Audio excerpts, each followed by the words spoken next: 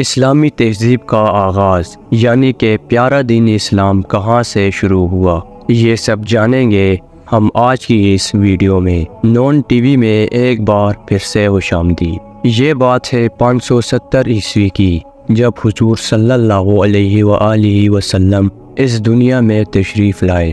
مکہ مکرمہ کا سب سے اہم قبیلہ اس وقت قریش کو مانا جاتا تھا، اور قریش کے بھی 12 قبیلے تھے، جس میں سے سب سے معزز اور اہم بنی ہاشم تھا۔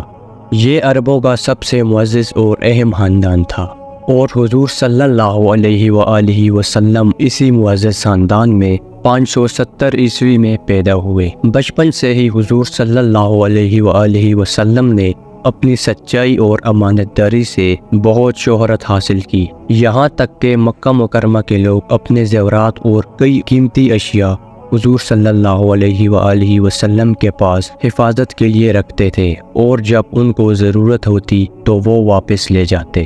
مکہ کے لوگ ان کو صادق، سچا اور امین امانت دار کے لقب سے پکارتے تھے۔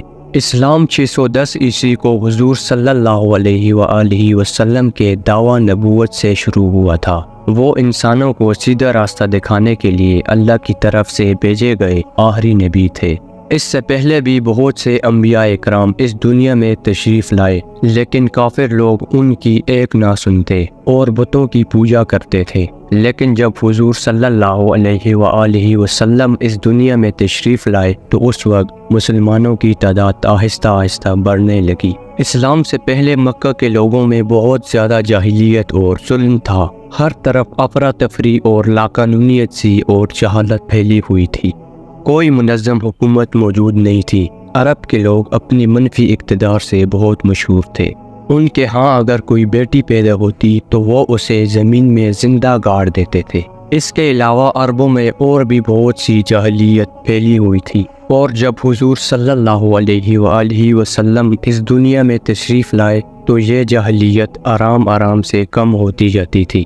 جب حضور صلی اللہ علیہ وآلہ وسلم 40 سال کی عمر کو پہنچے تو انہوں نے نبوت کا دعویٰ کیا۔ شروع میں اسلام کا یہ پیغام پھیلانا ایک بہت ہی مشکل کام تھا، کیونکہ مکہ کے سردار غلاموں پر اپنی بادشاہت کھونا نہیں چاہتے تھے۔ شروع میں حضور صلی اللہ علیہ وآلہ وسلم نے بہت سی تکلیفوں کا سامنا کیا، یہاں تک کہ ظالم اس حد تک پہنچے کہ 622 عیسوی میں مسلمانوں نے اپنے گھر بار چھوڑ کر مدینہ منورہ ہجرت کی، جس کو پہلے زمانے میں یثرب کہا جاتا تھا۔ مدینہ منورہ میں اتنی مشکلات کا سامنا نہیں تھا، اور لوگ آہستہ آہستہ اسلام کی طرف بڑھ رہے تھے۔